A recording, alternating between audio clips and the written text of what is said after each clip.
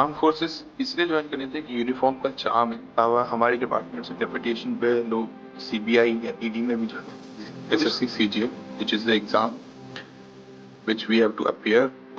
Salary तो basically government jobs की जो सैलरी है वो पब्लिकली अवेलेबल होती है। ये गवर्नमेंट जॉब ज्वाइन करने का मेरा मन शुरू से था। The job is a great opportunity to serve the nation. But you will be an officer under the government of India and you will be serving the nation. You will be doing your job as reels are just to attract you towards them and increasing the views and all this stuff.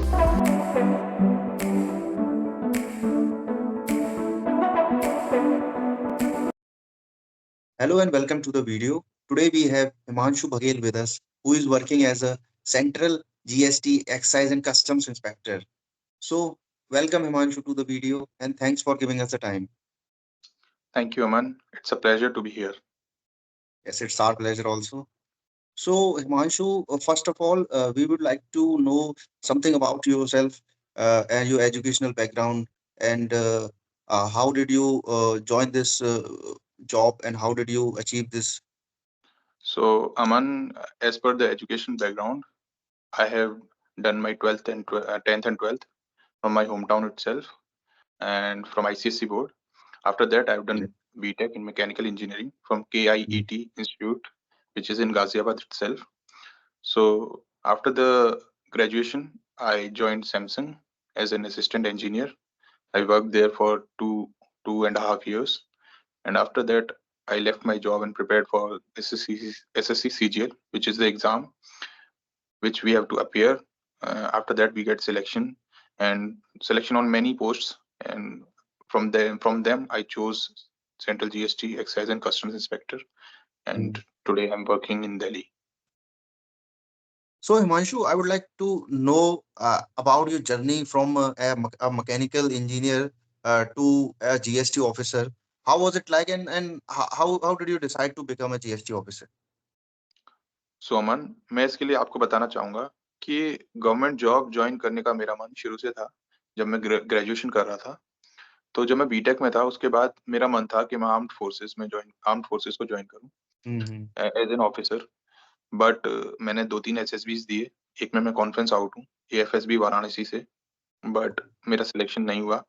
और फिर मैंने Samsung को join किया और उसके बाद मेरा मन था कि मैं बाद में भी गवर्नमेंट जॉब ज्वाइन करूं।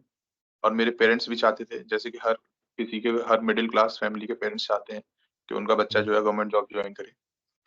तो और उसके बाद एक स्टेबिलिटी वाला फैक्टर, साथ में कोरोना में मैंने देखा कि काफ़ी जॉब्स लूज़ हुए। हालाँकि सैमसंग एक बड़ी कंपनी है, जिसमें कभी मुझे ऐसा नहीं लगा, बट हम कुछ कह नहीं सकते हैं। तो इस वजह से मैंने सोचा कि मुझे एसएससी के लिए एक बार ट्राई करना चाहिए और मैं अगर एसएसबी में तो क्लियर नहीं हुआ, एसएससी देकर अगर मैं क्वालीफाई कर जाऊँ और मैं गवर्नमेंट जॉब ले पाऊँ, तो फिर इस तरीके से मैंने एसएससी की प्रिपरेशन की और क्वालीफाई करके मैंने सिलेक्शन लिया।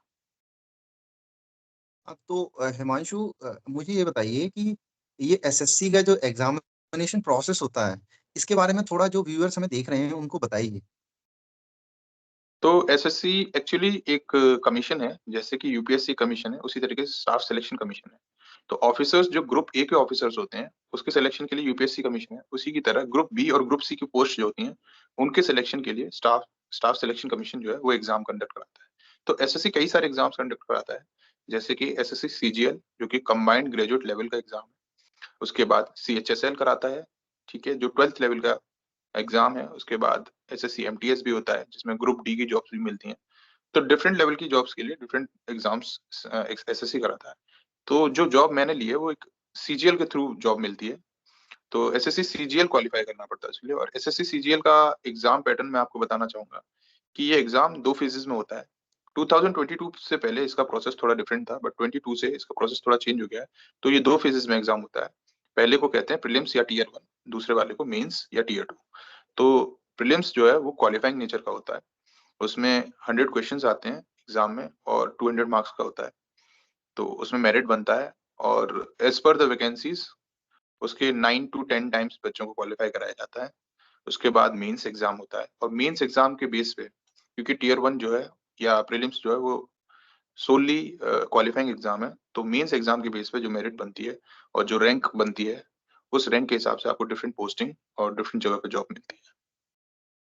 Having discussed about the examination process, मैं आपसे ये जानना चाहूँगा कि आप इस एग्जामिनेशन के बाकी जो एस्पेक्ट्स हैं उसके बारे में भी बताइए कि लगभग कितने एस्पायरेंट्स इसमें अपीयर होते हैं और कितनी वैकेंसीज होती हैं और क्या-क्या और जो पोजीशंस हैं वो रिक्रूट की जाती हैं इस एग्जामिनेशन से। तो उसके बारे में बताइए आप थोड़ा। बिल्कुल अमन। तो सबसे पहले तो मैं ये बताना चाहूँगा कि इस एग्ज़ाम में ऑलमोस्ट 30-35 लैक्स बच्चे जो है अपीयर होते हैं। फॉर्म भरते हैं, अपीयर नहीं होते हैं। अपीयरेंस जो है 50% के आस-पास जो है वो अटेंडेंस रहती है, तो 15-16 लाख बच्चे जो है वो प्रीलिम्स के लिए अपीयर होते हैं। और उसमें से फिर 9 टू 10 टाइम्स जैसे मैंने बताया, तो वैकेंसीज़ जो है वो हर साल वेरी करती हैं, बट अप्रॉक्सिमेटली 10,000 के अराउंड वैकेंसीज़ रहती हैं। तो 1 लाख के अराउंड बच्चे जो है वो प्रीलिम्स को क्लियर करते हैं। और उसके बाद इसमें फाइनल सिलेक्शन होता है उन 10,000 का। पोस्ट इसमें बहुत सारी होती हैं, कई सारी जॉब्स के लिए रिक्रूट करती है एसएससी, जिसमें कुछ ग्रुप बी की जॉब्स होती हैं, कुछ ग्रुप सी की होती हैं। तो ग्रुप बी जैसे कि सीबीआई में सब इंस्पेक्टर की जॉब मिलती है, या हुँ, फिर ज एएसओ, सीएसएस में ऑफिसर बनते हैं, या फिर एएसओ, एएफएचक्यू, एएसओ, एमईए, या डिफरेंट और भी ऑर्गनाइजेशंस हैं, जैसे इनकम टैक्स है, जिसमें आप इनकम टैक्स इंस्पेक्टर बन सकते हैं, या जीएसटी का डिपार्टमेंट है, जिसमें मैं सेंट्रल जीएसटी एक्साइज इंस्पेक्टर हूँ। उसी तरीके से और भी वेरियस ऑर्गनाइजेशंस हैं, जिनमें आप ऑफिसर की रैंक पे जॉइन करते हैं। So Himanshu, was there any specific reason you chose this position of actor? एक कोई स्पेसिफिक रीज़न अमन, एक तो देखिए जैसे कि मैं एसएसबी देने चाह रहा था, मतलब एसएसबी दे रहा था, क्योंकि मैं हुँ, आर्म्ड फोर्सेस जॉइन करने थे। आर्म्ड फोर्सेस इसलिए जॉइन करने थे कि यूनिफ़ॉर्म का चार्म है।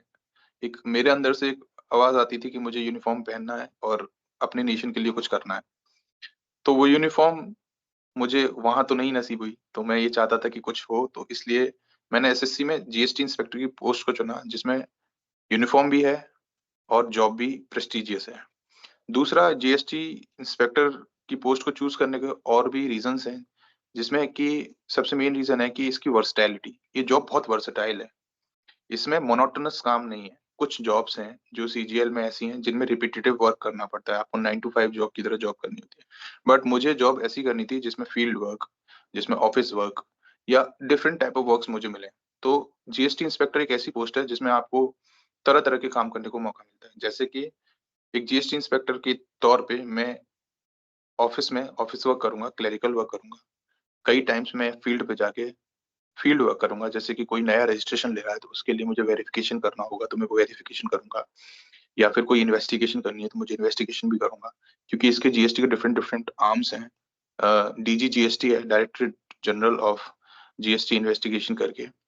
तो डीजीजीआई सॉरी, जिसको डीजीजीएसटी बोलते हैं, जो डीजीजीआई है, तो डीजीजीआई है, या फिर उसके अलावा कस्टम्स में मुझे जाने का मौका मिल सकता है। मैं कस्टम्स में जॉब करूँगा।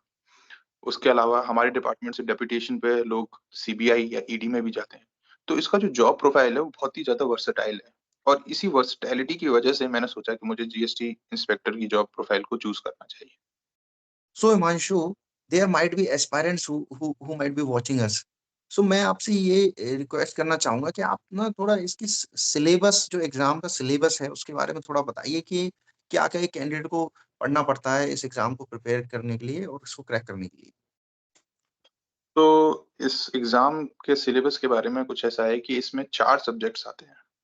मेनली हुँ, 4 सब्जेक्ट, जिसमें एक जीएस मतलब जीके जनरल नॉलेज, हुँ, और उसके अलावा क्वांट या मैथमेटिक्स, हुँ, उसके हुँ, हुँ, अलावा रीज़निंग और इंग्लिश। ये 4 मेजर सब्जेक्ट्स हैं। इन 4 मेजर सब्जेक्ट्स को आपको करना होता है, जो कि टियर 1 प्रीलिम्स या फिर मतलब टियर 1 या फिर प्रीलिम्स, और टियर 2 या फिर मेंस, दोनों के लिए काम आएँगे। कुछ एक हुँ, टॉपिक्स हैं जो मैथमेटिक्स में वो इंक्रीज़ हुए हैं टियर 1 से टियर 2 में। टियर 1 में वो टॉपिक्स इन्वॉल्व नहीं है, बट टियर 2 में वो इन्वॉल्व्ड है। मतलब सॉरी, इंक्लूडेड है।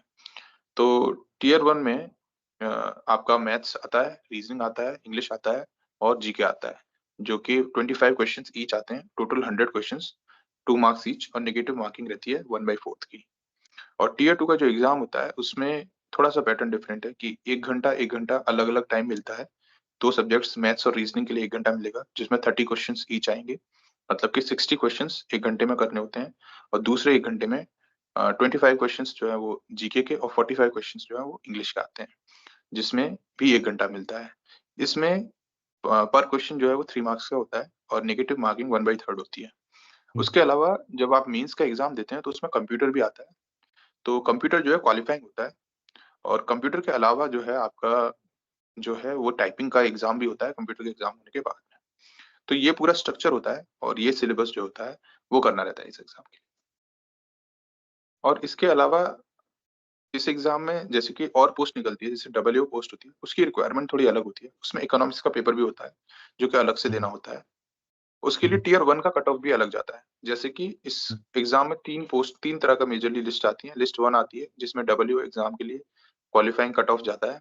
उसके बाद एक लिस्ट 2 आती है, जो कि जेएसओ जूनियर स्टैटिस्टिकल ऑफिसर के लिए आते हैं। डबलईओ जो है वो 4800 ग्रेड पे मीन्स के लेवल 8 की जॉब है, जो कि गज़ेटेड पोस्ट है। एसएससी में एकमात्र गज़ेटेड पोस्ट जो है वो डबलईओ है।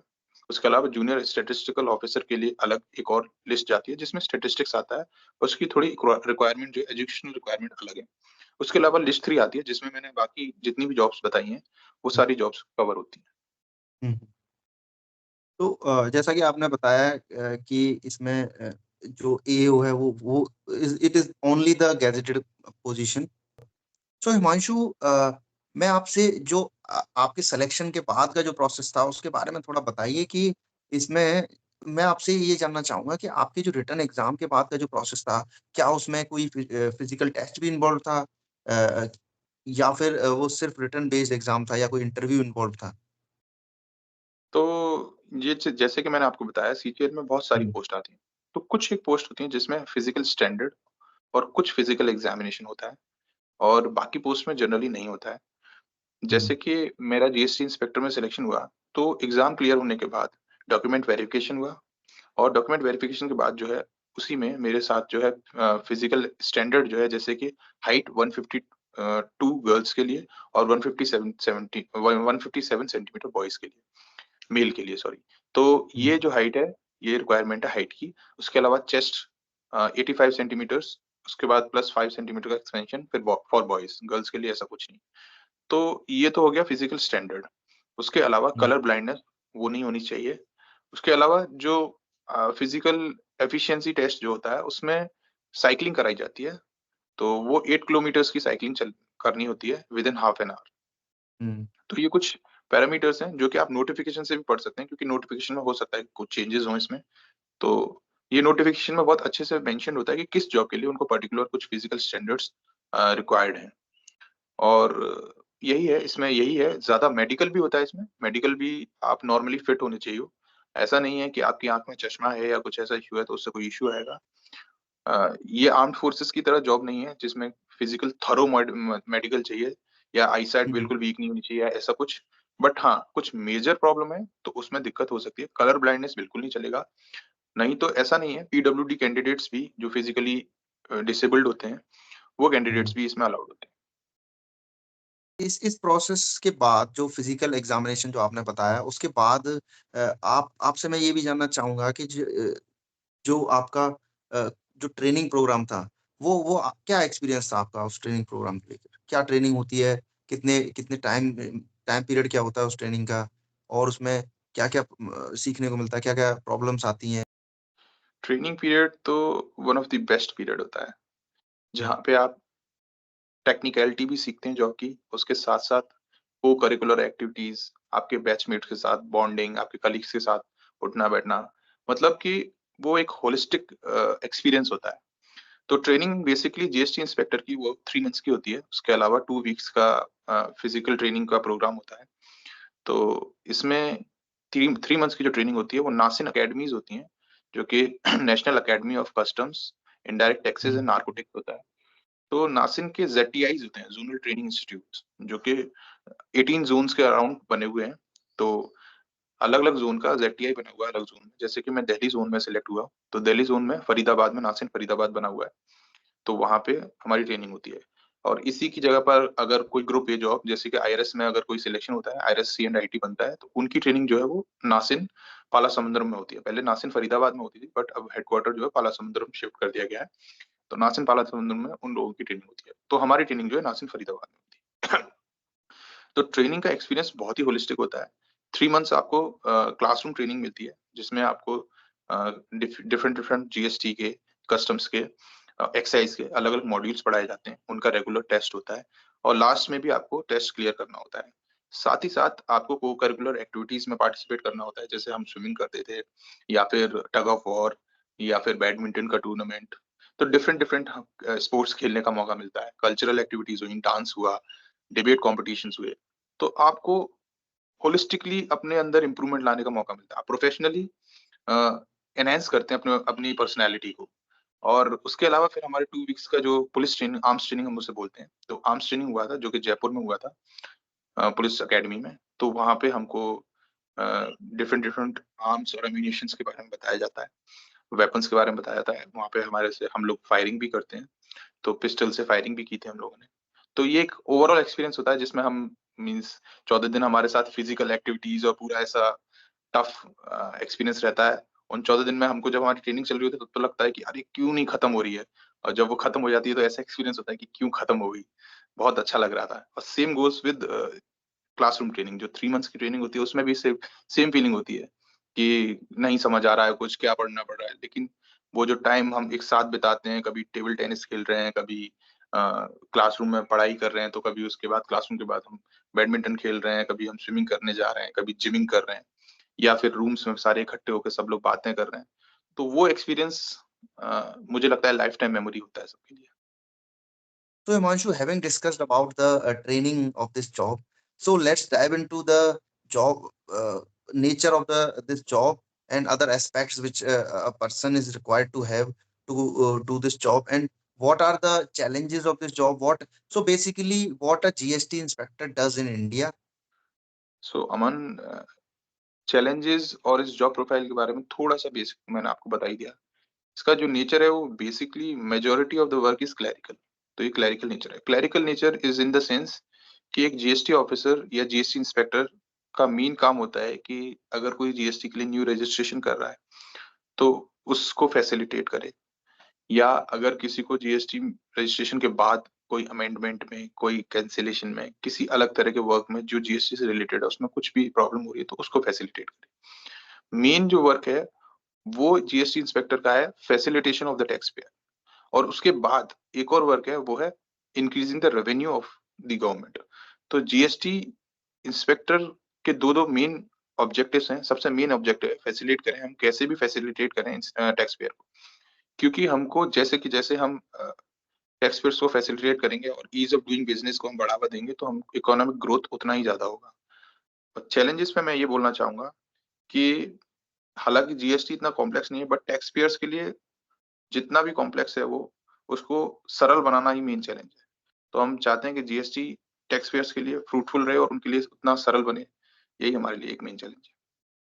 तो मैं इसके अलावा मैं आपसे ये जानना चाहूँगा कि जो लोग हमें देख रहे हैं, कि क्या है ना कि बहुत लोगों को नहीं पता होता है टैक्स के जो कैटेगरीज़ हैं उसके बारे में। तो मैं आपसे बस ये जानना चाहूँगा कि इंडिया में बेसिकली जो टैक्सेस हैं वो कितने टाइप के होते हैं और वो कैसे कलेक्ट किए जाते हैं? तो taxes basically broadly classification 2 type का होता है। हुँ, एक टैक्स होता है डायरेक्ट टैक्स, दूसरा होता है इनडायरेक्ट टैक्स। डायरेक्ट टैक्स वो टैक्स होता है जो कि इंडिविजुअल डायरेक्टली गवर्नमेंट को पे करता है। जैसे कि इनकम टैक्स। वो डायरेक्ट टैक्स ऐसे है कि मैंने इनकम कमाई अपने जॉब से, प्रोफ़ेशन से, और उस इनकम का टैक्स मैं गवर्नमेंट को पे कर रहा हूँ। हुँ, हुँ, हुँ। या वेल्थ टैक्स या कॉर्पोरेट टैक्स, ये कुछ टैक्सेस हैं जो कि डायरेक्ट टैक्सेस हैं। और उसके अलावा इनडायरेक्ट टैक्स वो टैक्स होता है जो कि इंडिविजुअल खुद ना पे करके उसके बिहाफ पे कोई और गवर्नमेंट को टैक्स पे करे। जैसे कि जीएसटी, वो एक इनडायरेक्ट टैक्स है, या फिर वैट, जो कि इनडायरेक्ट टैक्स है, कस्टम ड्यूटी, एक्साइज़ ड्यूटी, ये सभी इनडायरेक्ट टैक्सेस हैं। तो हिमांशु, मैं आपसे जो ये जीएसटी जैसे कि हमने देखा 2017 में ये लागू हुआ, तो उसके बाद से काफ़ी हम सुनते हैं कि लोगों के मन में एक एप्रीहेंशंस थे कि ये टैक्स आने से देश में महंगाई बढ़ जाएगी या जो टैक्सेशन का सिस्टम है वो पूरा बिगड़ जाएगा। तो मैं आपसे ये जानना चाहूँगा कि बेसिकली जो जीएसटी है, ये क्यों लाया गया और इसके क्या बेनिफिट्स हैं या फिर क्या डिमेरिट्स हैं? तो अमन, मैं आपको बताना चाहूँगा कि जीएसटी एक बहुत ही सिम्प्लिफाइड टैक्स रेजीम है। हुँ, इससे पहले डिफरेंट टाइप ऑफ टैक्सेस लगते थे जो कि इनडायरेक्ट टैक्सेस थे। जैसे कि मैंने आपको बताया वैट या फिर हुँ, सेल्स टैक्स या एक्साइज़।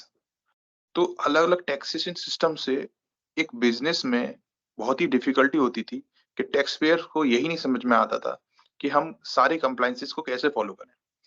हुँ, और एज़ एन ऑफ़िसर या as a government employee, government को भी डिफ़िकल्टी होती थी या एम्प्लॉइज़ को भी डिफ़िकल्टी होती थी कि वो कैसे रेवेन्यू गवर्नमेंट के लिए बढ़ाएँ। क्योंकि ना तो इससे ईज़ ऑफ डूइंग बिज़नेस बढ़ रहा था और ना ही इससे रेवेन्यू बढ़ रहा था गवर्नमेंट का।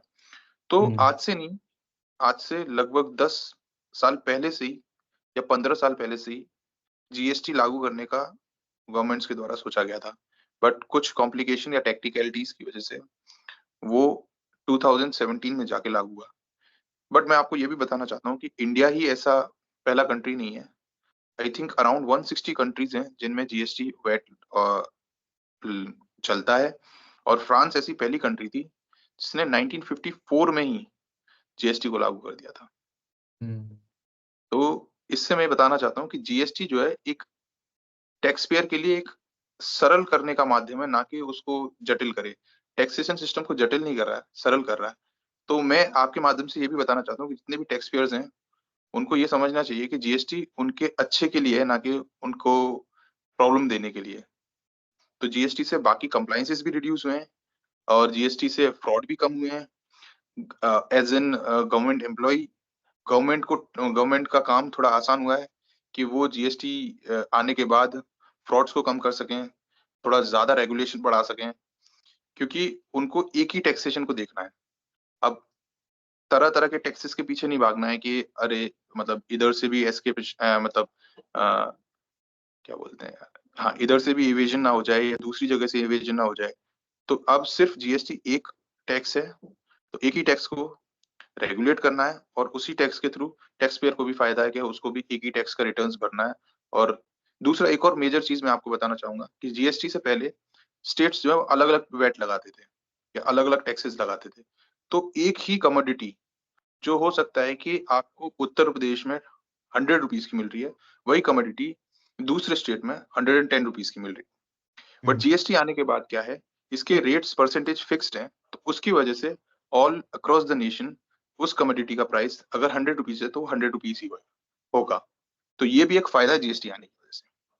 तो इसकी वजह से भी आप ये देखते होंगे कि मतलब चीज़ों की चोरी, सामान की चोरी, या एक स्टेट जहाँ कम का मिल रहा है सामान, सस्ता मिल रहा है, वहाँ से कोई चुरा के लेके आ रहा है दूसरे स्टेट में, वो चीज़ें भी खत्म हो गई हैं। तो जीएसटी आने से काफ़ी सारे फ़ायदे हुए हैं और इसीलिए जीएसटी लाया गया। So Himanshu, I would also like to know from you that apart from GST, क्या आप कस्टम्स और एक्साइज में भी काम करते हैं और आप ये बताइए कि उसमें आप किस तरीके का काम करते हैं थोड़ा? तो बिल्कुल, हम हुँ, जीएसटी में काम करते हैं, उसके साथ-साथ हमको कस्टम्स में भी काम करने का मौका मिलता है।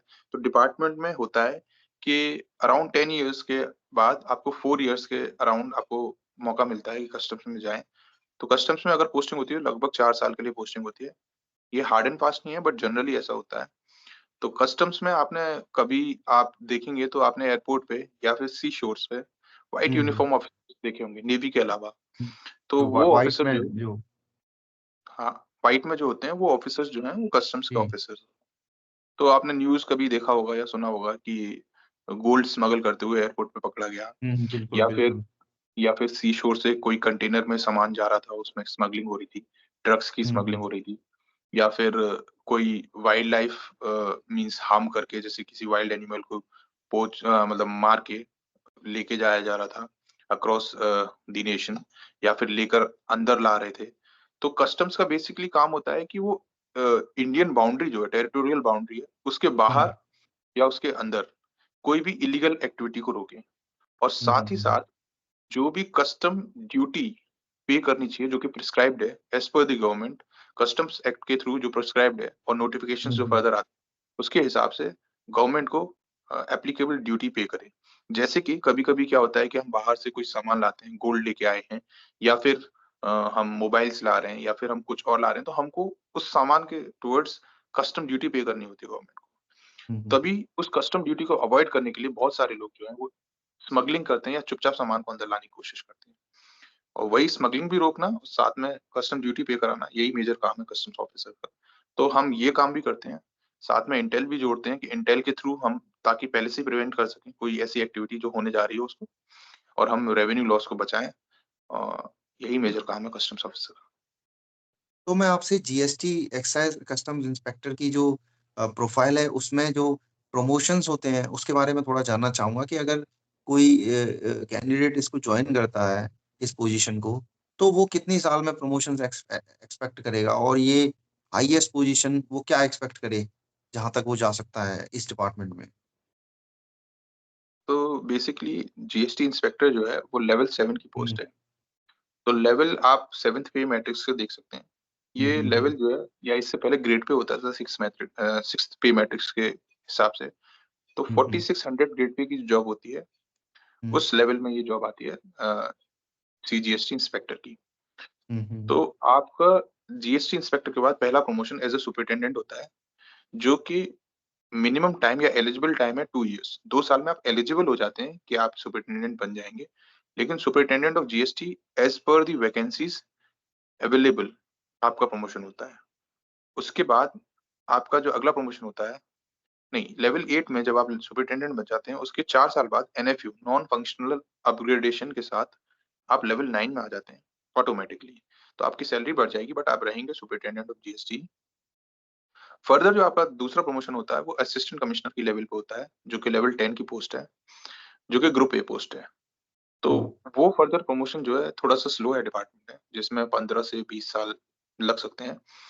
तो आप असिस्टेंट कमिश्नर बनेंगे और मुझे जहाँ तक लगता है कि असिस्टेंट कमिश्नर तक आप as of now assistant commissioner तक एक इंस्पेक्टर जो है वो प्रमोट होता है। बट कुछ-कुछ केसेज़ में ऐसा भी है कि वो डिप्टी कमिश्नर फर्दर प्रमोट हो जाते हैं और वहाँ तक प्रमोशन एक इंस्पेक्टर जो कि बहुत अर्ली एज पे लग गया है, वो एक्सपेक्ट कर सकता है कि वो डिप्टी कमिश्नर या असिस्टेंट कमिश्नर बन के रिटायर होगा। हाँ, फर्दर जो मेरे को पता लगा है कि इन फ्यूचर प्रमोशन प्रोस्पेक्ट्स जो है वो थोड़ा इम्प्रूव होने वाले हैं। तो हम एक्सपेक्ट कर सकते हैं कि आगे चल के हमको और फर्दर ज़्यादा प्रमोशंस मिल सकें। तो आपने जो पोजीशंस बताई उसमें क्या मैं आप व्यूअर्स के लिए उसको थोड़ा कंपेयर करके बता सकते हैं कि इक्विवेलेंट रैंक्स जो कि जैसे पब्लिक में हम देखते हैं पुलिस डिपार्टमेंट में जो होती हैं उनके साथ आप कंपेयर करके उसको बता सकते हैं ताकि व्यूअर्स के लिए थोड़ा इजी हो जाए इसको समझना कि क्या वो पोजीशंस हैं।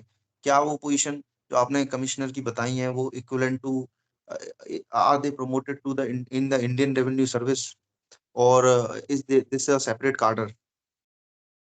तो इक्विवेलेंट पोज़ीशंस के हिसाब से मैं बताऊँ तो एक सीजीएसटी इंस्पेक्टर लेवल 7 का होता है और आई हुँ, थिंक जैसे दिल्ली पुलिस हो, जो सेंट्रल के अंडर आती है, तो वहाँ पे हुँ, भी हुँ, इंस्पेक्टर जो है वो लेवल 7 का होता है। उसके बाद जो प्रमोशन जीएसटी डिपार्टमेंट में सुपरिटेंडेंट ऑफ जीएसटी के रूप में होता है, उसका लेवल 8 होता है। वही लेवल 8 वो डीवाईएसपी जो है लेवल 9 के ऑफिसर होते हैं डीवाईएसपी पुलिस में, और सुपरिटेंडेंट का जब एनएफयू लग जाता है लेवल 4 साल बाद लेवल 9 में आ जाते हैं, तो वो इक्विवेलेंट रैंक होती है। और जो असिस्टेंट कमिश्नर जो लेवल 10 की पोस्ट है, वो आईआरएस कैडर में ही जाते हैं, दूसरे कैडर में नहीं जाते हैं। तो एक डायरेक्ट रिक्रूटमेंट आईआरएस होते हैं और ये प्रमोटी आईआरएस होते हैं। हुँ, तो जब आप लेवल 10 का असिस्टेंट कमिश्नर बनेंगे तो आईआरएस ही बनेंगे और आपको एक वो प्रिविलेज मिलेगा कि आप अपनी नेम प्लेट पे आईआरएस लिख सकते हैं। हुँ, ओके। तो हिमांशु मैं आपसे इस जॉब के सबसे मोस्ट इंटरेस्टिंग पार्ट के बारे में जानना चाहूँगा, वो है इसकी सैलरी कि एक GST customs and excise inspector की जो सैलरी होती है, वो लगभग कितनी होती है? आप उसको थोड़ा फिगर्स में बताएँ तो वो बेटर है। तो सैलरी तो बेसिकली गवर्नमेंट जॉब्स की जो सैलरी है वो पब्लिकली अवेलेबल होती है, जो हुँ, कि पे मैट्रिक्स मैंने बताया आपको 7 पे मैट्रिक्स के हिसाब से अभी 7 पे कमीशन के हिसाब से सैलरी डिसाइड होती है। क्योंकि इंस्पेक्टर की जो जॉब है वो लेवल 7 की जॉब है, तो इसका जो बेसिक पे होता है वो 44,900 रुपीज़ होता है। ₹44,900 इसका बेसिक पे है। उसके बाद इस बेसिक पे पे डीए, एचआरए और अदर अलाउंसेस लगते हैं।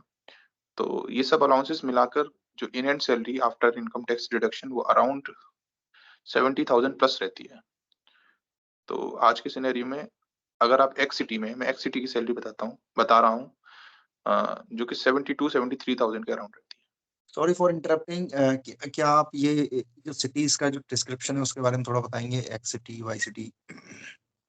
तो बेसिकली गवर्नमेंट ऑफ इंडिया के थ्रू जो सेंट्रल गवर्नमेंट के एम्प्लॉइज हैं, उनका जो पे होता है उसमें एचआरए कंपोनेंट होता है, एक अलाउंस होता है, हाउस रेंट अलाउंस।